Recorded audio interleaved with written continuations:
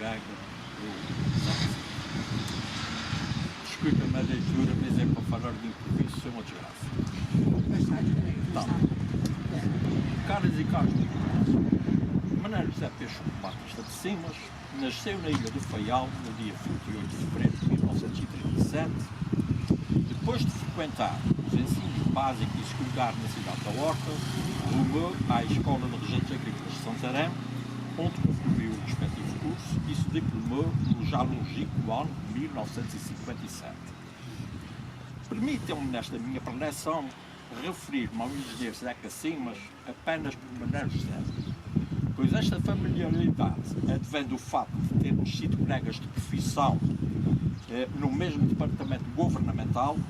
além da amizade que desenvolvemos durante os 5 anos e meio que trabalhamos juntos, amizade esta que se prolongou e mantivemos até ao dia em que nos privou da sua companhia a 8 de dezembro de 2014.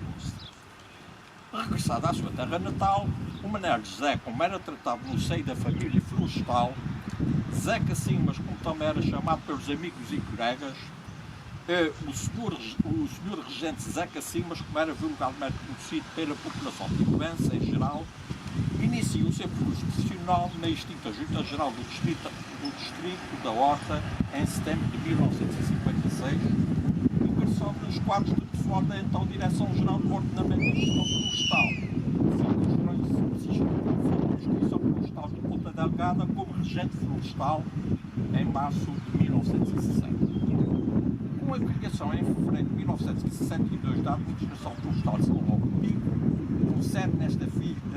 vila, mas na dependência da circunscrição florestal da Horta, esta sediada no Faial e entretanto havia sido criada em abril de 1960, o Manuel José transita para a Administração Florestal do Pico em dezembro do mesmo ano de 62 como responsável nomeado para a sua direção. Mesmo após a regionalização em 1979, em que os serviços florestais passaram para a dependência da então Secretaria Regional da Agricultura e Pescas, Direção dos Serviços Florestais da Horta, e depois da alteração orgânica desta Secretaria Regional operada em 1983, que equiparou a Administração Florestal do Pico à divisão, o Manuel José manteve-se sempre em funções de chefia até à sua aposentação no dia 3 de maio de 1994. Quer isto dizer que durante cerca de 31 anos e 6 meses, o Manuel José sempre mereceu a confiança dos seus superiores para gerir os serviços florestais de Pico, o que denota a sua competência profissional como técnico, o seu adequado perfil de dirigente e a sua extraordinária relação pessoal com a sua equipa de trabalho. No campo operacional, o Manuel José foi o pioneiro da obra que hoje os serviços florestais apresentam como legado para a população,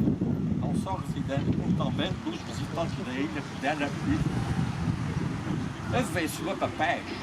o Manuel José, do seu percurso profissional, sempre sobreviveu as vertentes técnica e operacional em prol do desenvolvimento do Pico, em detrimento da burocracia.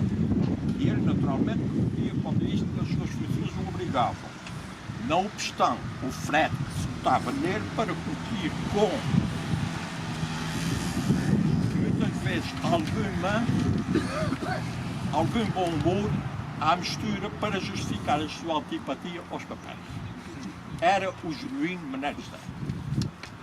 Foi ele que deu início ao rasgar das terras picarotas para nelas instalar toda uma rede viária florestal e rural, tendente a facilitar a entrada dos fatores de produção e a saída dos produtos explorados,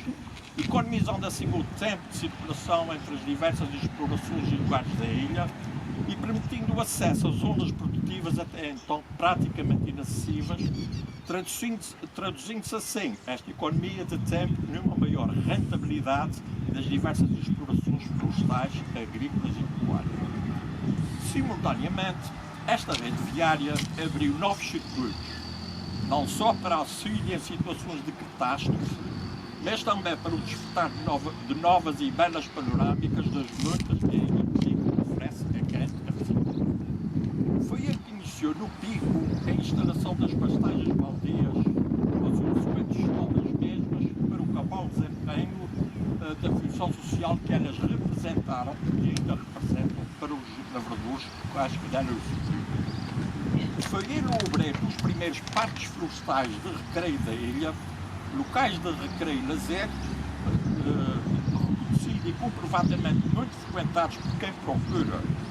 com os seus tempos livres, como sempre agradável contato com a natureza e ainda o mais saudável ali na náusea do local.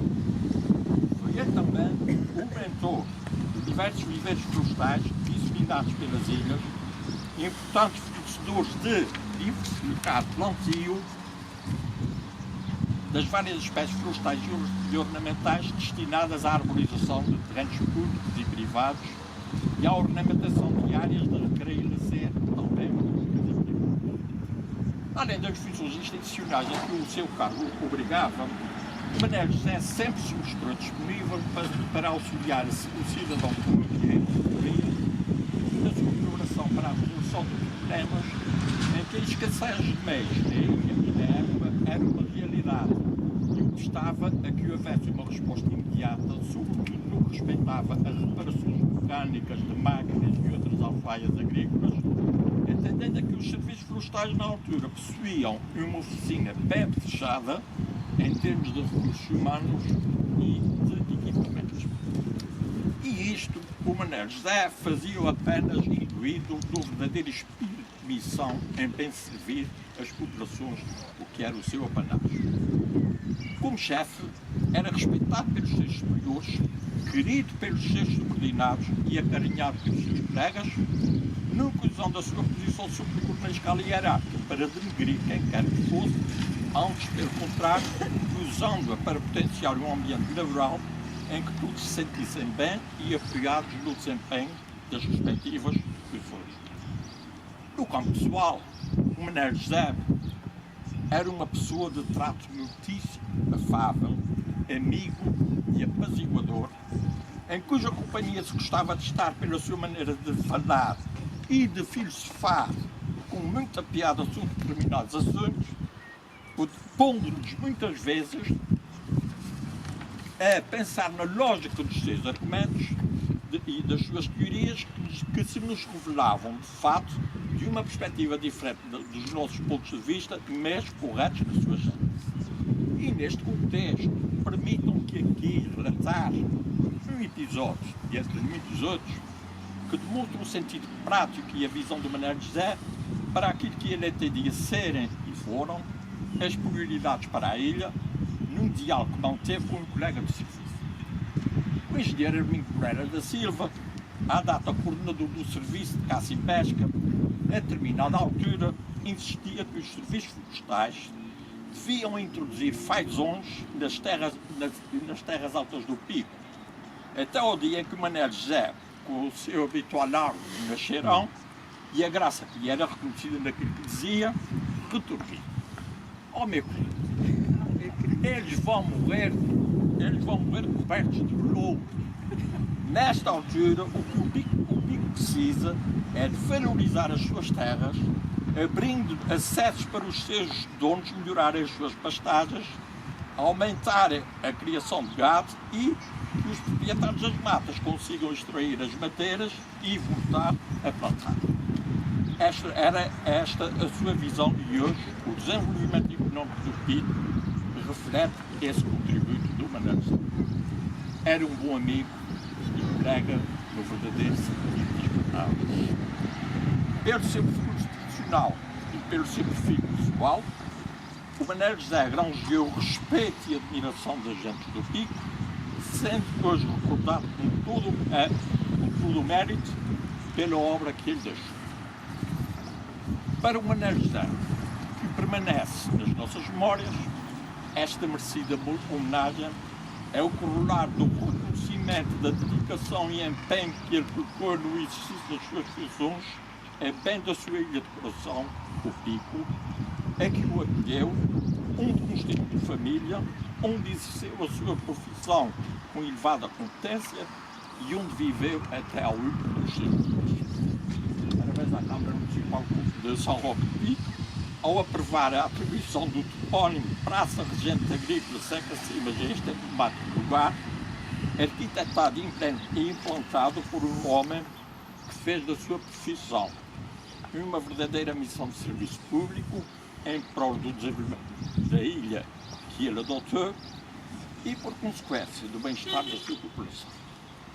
Obrigado, meu saudoso amigo José de uma Tese.